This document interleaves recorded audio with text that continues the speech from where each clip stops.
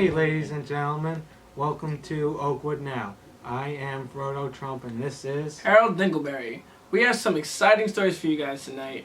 We will be discussing clean water, education, 3D heart design, internet, and food.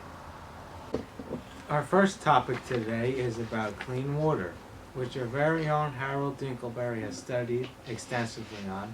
Now to tell us more about his discoveries, our very own Harold Dingleberry. Thanks, Frodo. Today, millions of people are dying due to lack of healthy drinking water. This is only a fraction of the world's population, and some people say it's not a lot. But if you think about it, what if you had no access to safe, sanitary, and healthy drinking water? This lack of healthy drinking water is causing global health concerns. The pollution is caused by natural disasters such as hurricanes, floods, tsunamis, and therefore, a lot of people can't help the conditions they must live in. After the tsunami in Japan in 2004, after many devastated people lost homes and safe drinking water, this miracle water bottle was born. This bottle is well known as the Lifesaver bottle.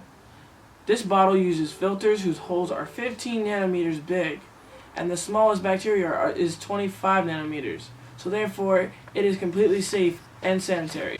This product is super important because organizations like WaterAid spend $6.45 million on giving clean water to countries that need it.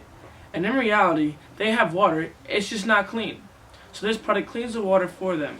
We can send 100 times the amount of empty water bottles for half the price. It is cheaper and more efficient. We can do so much to stop this crisis, such as keep spending money on all this water, or we can be smart. And instead of sending water, we give people the tool to make their own water clean by giving the people the Lifesaver bottle. By working together, this is the most efficient way that we can help solve the water crisis. Studies show that heart disease is a major cause of death worldwide. Science and technology have combined to provide new ways to improve medical practice. Our friend Mitchell Ramses will tell us more. Hey, this is Mitchell Ramsey. In the last few years, doctors from Nicholas Children's Hospital in Miami are using 3D printers to make a model of a 4-year-old heart. Doctors can use models of 3D hearts to practice surgery. Printers can advance surgical procedures. However, this technology is very expensive. Prices will need to come down to make it cost-effective for hospitals. 3D printers could eventually make actual organs. Back to you guys. Thank you, and now we move on to our feature about internet usage in Cuba. Thank you, Harold. I am Ed Joe with my colleague Bo Rizzo reporting to you live from Havana, Cuba. So, Bo, I heard that there was big news in Cuba this week. Yes, huge. The 11 million people of Cuba are now rejoicing.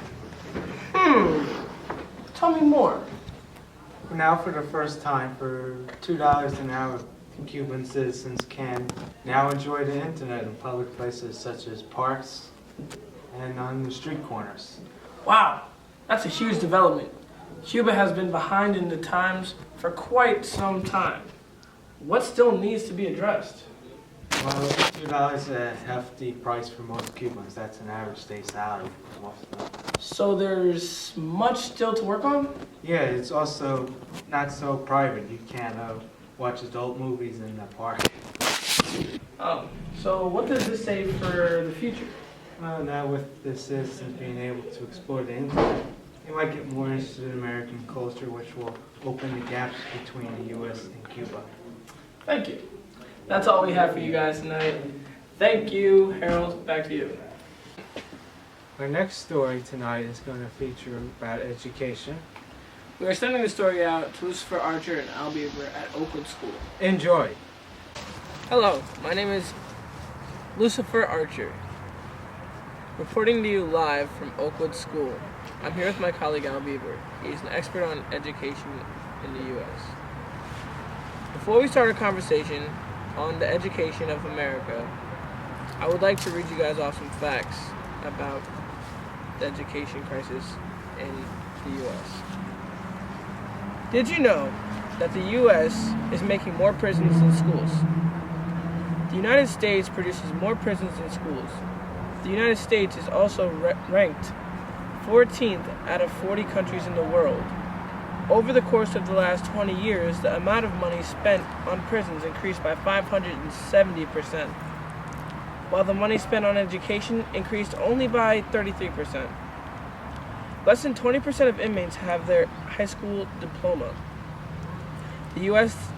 spends 6 more times the money on prisons than educations. We have the highest incarceration rate in the world, and our prisons are getting overcrowded. These are the problems that need to get fixed. The dropout rates decreased by 50% last year, which is a great sign.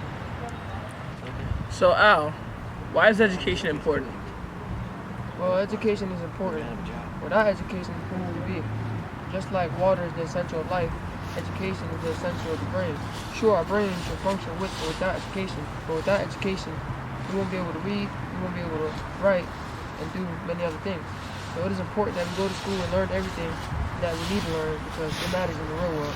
There's a reason why they say education is the key to our future, because it's true. So Al, tell me more about some of these big plans you have. I think that if education gets better, the incarceration rate will drop. So I think that the U.S. should spend more money on education in prisons. I think more students should also seek after-school programs. Schools should invest into creating more after-school programs that are going to be educational, recreational, and fun after-school programs that students are going to enjoy. Programs can help average teens from dropping out. Most violent juvenile crimes occur most frequently in the hours immediately after school. After-school programs also can help improve academics. I think participating in any type of program after school, whether it's a sport, a job, or program, I think that it can totally help. There are also many benefits from helping staying out of trouble, to improving ability academically, reduce the chances of potentially dropping out. A tolerant and diverse system can continue to decrease violence in this country. And that's all we have for you guys today. Back to you. Yum, yum, yum. Aren't you hungry? I can guarantee you that our last topic will satisfy your hunger. It's all about food, food, and nothing but food. Man, I am hungry. I wish I could get me some nutritious food.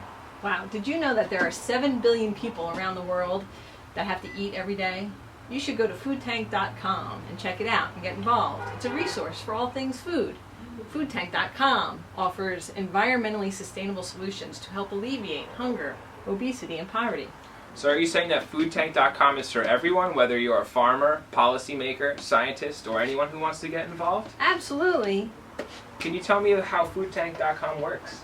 Well, they'll provide some resources and teach you how to create a healthy start for children. You can also learn how to empower parents and caregivers. And provide healthy foods in schools. And improve access to healthy, affordable foods as well. And encourage kids to increase their physical activity.